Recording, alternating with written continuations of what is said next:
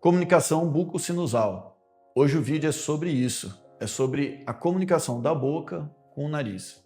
Meu nome é Marcelo Batistetti, eu sou cirurgião bucomaxilofacial e eu vivo de cirurgia.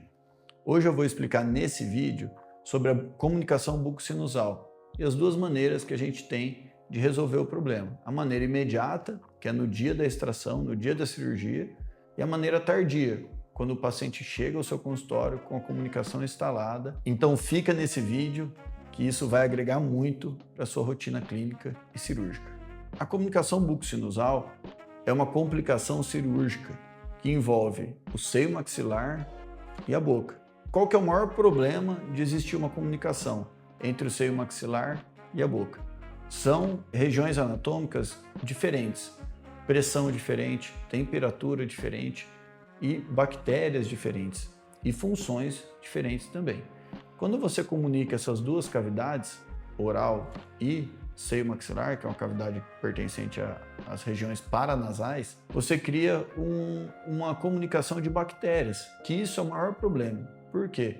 Vai gerar no paciente um potencial de desenvolvimento de uma sinusite crônica, de uma sinusite com um tratamento mais dificultado enquanto essa comunicação estiver aberta. Então, o maior problema é esse. Além disso, no dia a dia, na qualidade de vida do paciente, esse paciente vai relatar que o alimento, a saliva, a bebida, ela passa e entra no nariz e gera uma ardência, gera um cheiro ruim, gera uma dificuldade de higienização. E muitas vezes essa sinusite vai gerar dor e vai gerar uma má qualidade de vida para o paciente. Então, como realizar a resolução dessa comunicação bucosinusal, o fechamento da comunicação da boca com o nariz? Existem duas maneiras. O fechamento imediato, que é quando no dia da cirurgia se percebe a comunicação bucosinusal, e o fechamento tardio, que é quando após a cirurgia o paciente relata a comunicação bucosinusal, você vai realizar um novo procedimento cirúrgico de fechamento da comunicação. Toda comunicação tem que ser fechada? Nem todas as comunicações têm que ser fechadas. Muitas delas se resolvem sozinhas. Você precisa fazer um acompanhamento. Por quê? Pelo tamanho da comunicação, o tecido mole vai realizar um fechamento que não vai ser atrapalhado pela passagem de ar naquela região. Aí você vai acompanhar o paciente e orientá-lo. Ele não pode assoar o nariz. Se for espirrar, ele tem que abrir a boca para espirrar. Ele não pode comer nada de canudinho ou fazer sucção. Se for um paciente fumante, ou ele para de fumar durante o tratamento, ou durante a tragada do cigarro, ele tem que tragar de uma maneira mais leve esse cigarro, porque ele não pode fazer o movimento de sucção. Por quê? Movimentos de sucção ou assoar o nariz e espirrar e trancar o espirro geram pressão no seio maxilar que aumentam essa comunicação. Então a gente precisa que a membrana do seio maxilar, a membrana de Schneider, que ela cicatrize, e ela precisa de um período de 72 horas sem passagem de ar, sem forçar uma passagem ali, para que ela comece a fazer a epitelização e o reparo dela naquela região. Assim que ela faz o reparo e firma-se como membrana novamente, a comunicação está fechada. Junto com isso tem a cicatrização gengival e alveolar da região da extração, que também vai fechar essa comunicação. Se a passagem de ar continua passando, seja por pressão ou seja pelo tamanho da comunicação, essa comunicação não vai se resolver sozinha. Então, comunicações grandes, maiores, elas não se resolvem sozinhas.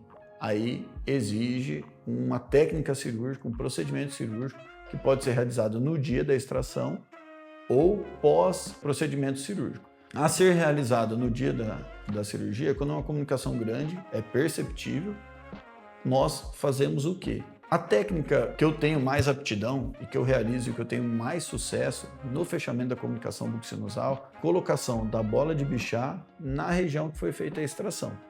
Então a gente rotaciona a bola de Bichat sem rompê-la, deixando ela pediculada, coloca ela sob o leito cirúrgico, sob o alvéolo e sutura ela na mucosa oral e fecha o alvéolo através de retalhos. Ele tem que ser fechado por primeira intenção. Essa é a técnica que eu mais aconselho ser feita, porque é a técnica que tem mais resultados positivos. Existem outros procedimentos, colocação de membrana, enxerto, para fechar essa comunicação. Eu não sou adepto desse tipo de técnica, apesar de alguns cirurgiões terem sucesso. A minha técnica, a que dá certo comigo e a que eu tenho sucesso nesses tratamentos, é a rotação da bola de Bichat pro leito da cirurgia, pro alvéolo que foi realizada a extração para aquela comunicação. Tenho muito sucesso. Por quê? A bola de Bichat tem um tempo para ser reabsorvida, para ser cicatrizada, porque ela é uma gordura. E esse tempo é compatível com o tempo de reptilização da membrana de Schneider e da membrana do seio maxilar. Então, a gente, nessa corrida de tempo, evitar a passagem de ar, as duas cicatrizam no mesmo período e a gente tem um sucesso no pós-operatório. A cirurgia em si é muito importante para resolver uma comunicação bucosinusal, mas a orientação do paciente, o acompanhamento pós-operatório e as medicações corretas são tão importantes quanto. E quais são as medicações? Óbvio que são medicações para dor, que o paciente vai ter que tomar. Nesses casos, eu utilizo o corticoide, porque a gente está mexendo com o seio maxilar, e principalmente o antibiótico correto. Nesses casos, a gente utiliza o clavulin. Muitas vezes, a gente pode utilizar o clavulin e depois também adicionar uma azitromicina, dependendo do nível de comunicação, o tempo que ficou comunicado e como que está aquela membrana na tomografia, qual o espessamento da membrana, qual que é a cronificação dessa sinusite, se o paciente apresentar sinusite. Em raros os casos, o paciente vai precisar ir com um otorrino, né? Fazer a abertura do ósseo meatal, esse arrombamento do ósseo, para que a via de drenagem natural seja reaberta, né? Para que o seio drene novamente. Por quê? Quando acontece uma comunicação bucosinusal, a gente tem uma alteração da drenagem do seio maxilar e uma inflamação daquela membrana. Quando aquela membrana inflama, o ósseo meatal, que é a via de drenagem natural, ele é fechado e inicia-se uma drenagem pelo alvéolo, pela boca. Por isso que o paciente vai sentir um gosto ruim, um cheiro ruim. Isso são relatos de pacientes que estão com comunicação bucosinusal. Então você tem que ter uma boa comunicação também com um otorrino de confiança, você tem que ter uma proximidade e sempre discutir os casos com o otorrino para ver se já não há necessidade de uma intervenção cirúrgica via nasal. E como que a gente evita isso, Marcelo? Como que eu faço para não passar por esse problema? Nem todos os problemas, nem todas as complicações pós-extração são possíveis de serem evitadas. A comunicação bucosinusal, ela vai depender muito da anatomia do paciente, né? Da pneumatização do seio maxilar, que ela varia de paciente para paciente. Então, num seio maxilar pneumatizado, onde você vai extrair ali entre primeiro molar, segundo e terceiro molar, as raízes podem estar muito próximas do seio maxilar e o alvéolo, o osso alveolar que cobre essa raiz, muito fino, muito quebradiço, muito sensível ao movimento de extração. Então, nesses casos, o ideal é fazer uma odontodissecção, fazer uma extração cuidadosa, e já fazer o teste de Valsalva, que é o teste onde o paciente vai soltar o ar pelo nariz, você vai trancar o nariz do paciente e o ar vai passar pela região da comunicação. Ah, mas como que eu percebo que o ar está passando? Você pode colocar o espelho do jogo clínico na região, esse espelho vai embaçar, ou mesmo o sangue que está ali no alvéolo pode fazer bolhas, e isso é perceptível. Caso você perceba essa comunicação, você tem que, no momento ali, já intervir, colocar uma esponja de fibrina ou, dependendo do tamanho da comunicação, rotacionar a bola de Bichat. Mas para evitar isso, tem que ser uma extração mais delicada. Odontodissecção, osteotomias, quando necessárias, e o movimento com o fórceps tem que ser cuidadoso, cauteloso. Mas isso não quer dizer que você vai evitar a comunicação bucosinusal. Ela pode ocorrer mesmo tomando todos esses cuidados, tá?